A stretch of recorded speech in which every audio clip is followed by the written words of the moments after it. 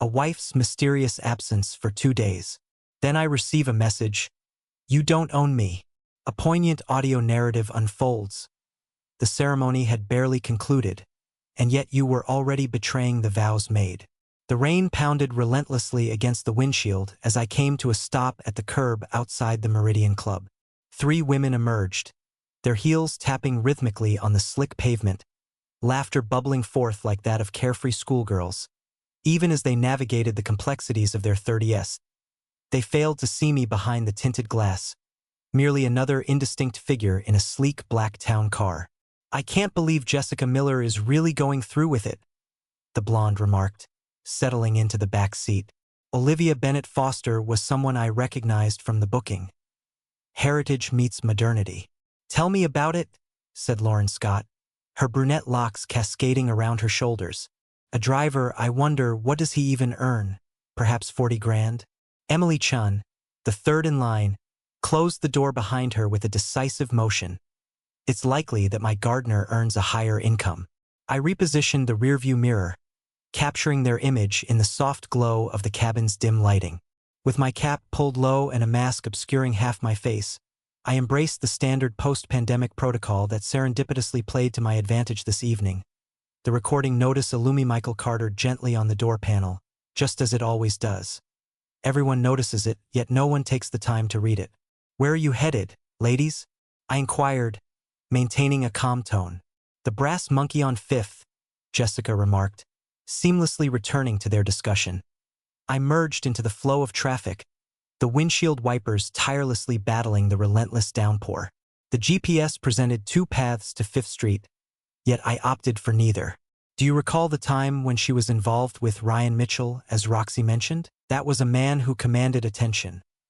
The world of investment banking, a lofty penthouse with a breathtaking view of the river. Troy was stunning," Ashley remarked, "and affluent. What transpired in that place?" She remarked that he was emotionally unavailable. Jessica gestured with air quotes. In essence, he was unwilling to adhere to her schedule. She sprang into action to offer assistance. They burst into laughter. My face remained impassive, fingers firm on the steering wheel. Ashley urged, "Don't be mean," her smile lingering despite the words. "Michael Carter appears to be quite pleasant. Being nice won't get you designer handbags," Roxy retorted. "Or that apartment she adores. The girl is living a facade." I veered off toward the River District, choosing not to press on into the heart of downtown. The well-known towers of Troy's intricate structure emerged on the horizon.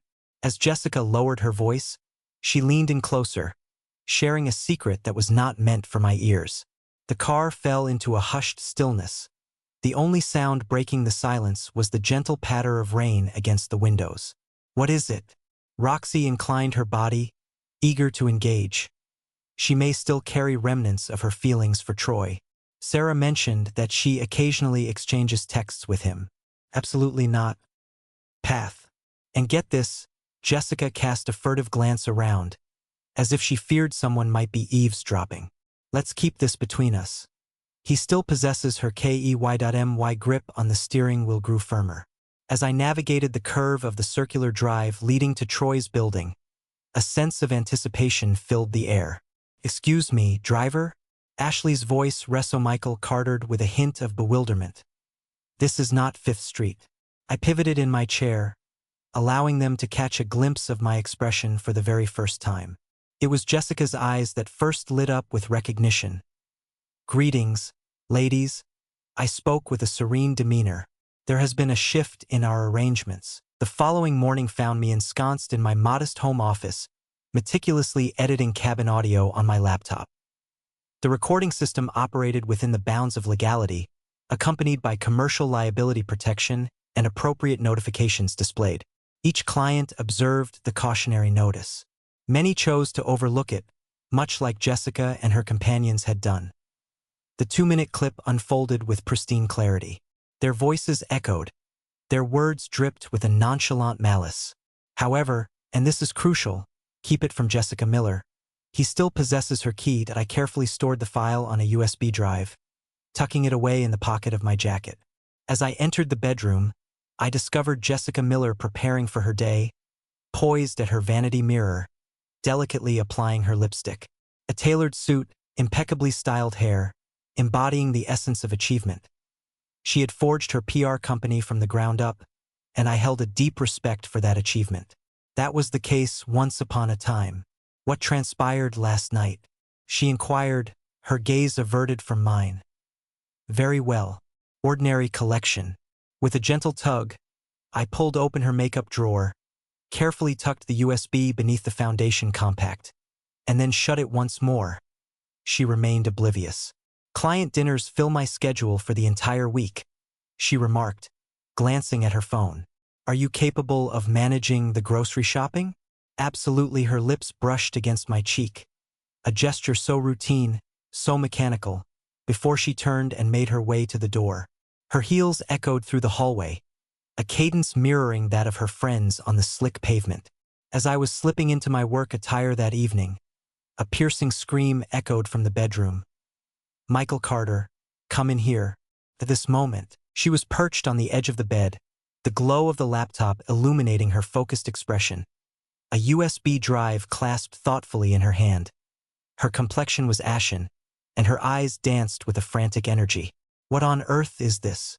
Recording from the journey of last night. Did you capture their voices? It's affixed to the door, Jessica Miller. Conventional protocol. She rose to her feet, trembling. They are my companions. Is that so? As she replayed the file, I observed her flinch with each word that echoed through the room. The section concerning Troy's key reso Michael Carter the most deeply. This is against the law, she declared at last. Consult with your attorney. A commercial vehicle, a notice affixed, safeguarding against liability, entirely transparent. This cannot be utilized. I tilted my cap and seized my keys. I have yet to make use of it. What is the implication of that? I lingered at the threshold of the bedroom. When you speak of me next, be mindful of your audience. Chris Morgan found me at the diner on Route 9, in the very booth we had staked our claim to 2 decades prior during our high school days. He operated a bona fide telematics enterprise, specializing in GPS tracking, fleet management, and route optimization for corporate clientele. You look like a mess, he remarked, settling into the tattered vinyl seat. Thank you. I would appreciate your assistance. When do you not? I retrieved my phone and presented him with a list of names. I seek to understand their patterns, their destinations, the timing of their journeys, the companions they choose to accompany them. Jace arched an eyebrow, a flicker of curiosity dancing in his gaze. Are these friends of Jessica Miller? A few of them? What is your reason for seeking this information? Understanding is strength. He cast his gaze upon the list once more. This can't possibly be against the law, can it? Due to the nature of my enterprise, merely information available to the public, nothing unlawful. Posts on social media, reservations for rides, and various details shared by individuals when they arrange their schedules through the applications. Jace inclined his head with a measured nod. I have the ability to extract location tags from public posts and cross-reference them with ride-share patterns. But Michael Carter, what is this? Exercise caution. Whatever you have in mind. 3 days later, he sent me a comprehensive report via text. Olivia Bennett Foster. Every Thursday evening unfolds at the Meridian Club, consistently securing rides back home. Lauren Scott. Every Tuesday, we embrace the art of yoga. Lunch meetings with clients in the heart of downtown. Regular visits to Troy's area. Emily Chin. As reliable as the ticking of a clock. Familiar paths, familiar moments. Yet it was the intriguing note at the bottom that truly captured attention. Chloe Adams, a bridesmaid at the wedding of Jessica Miller's closest friend from 2 years ago, secured a ride with my company for this evening. As I lingered in the pickup lane, she emerged from the office building. Heightened stature, a physique honed by activity, and an electric pulse of anticipation. As she settled into the back seat, a hush fell over her the moment her gaze met my reflection in the mirror. You are Michael Carter, she whispered softly. So, you are Ellie. Her fingers danced nervously along the strap of her purse. To what destination do we venture forth? I took a moment to peruse the app. Your residence on Elm Street. Is that correct? Her head inclined slightly, her gaze lingering on me through the reflection. Take a moment to unwind, I urged. I am merely fulfilling my responsibilities. Yet she remained tense. She possessed a secret knowledge. Chloe Adams remained silent throughout the journey to her apartment. Yet, just 3 days later, she arranged for another journey. On this occasion, she found herself inebriated. Come get me at Rosewood Bar, she said, her words thick and unsteady over the line. Driving is not something I can do. She was propped against the weathered brick wall outside, her mascara a chaotic blur, her dress a tapestry of creases. As she settled into the back seat, tears began to flow uncontrollably. I'm a terrible person, she confessed. What is the reason for that? For I possess knowledge. I kept it to myself, never sharing a word with another soul. That I repositioned the mirror to catch a clearer glimpse of her. What sort of things? She clumsily navigated her phone, flipping through a collection of images. From the nuptials. 2 years have passed since Olivia Bennet's wedding. It lingered in my mind.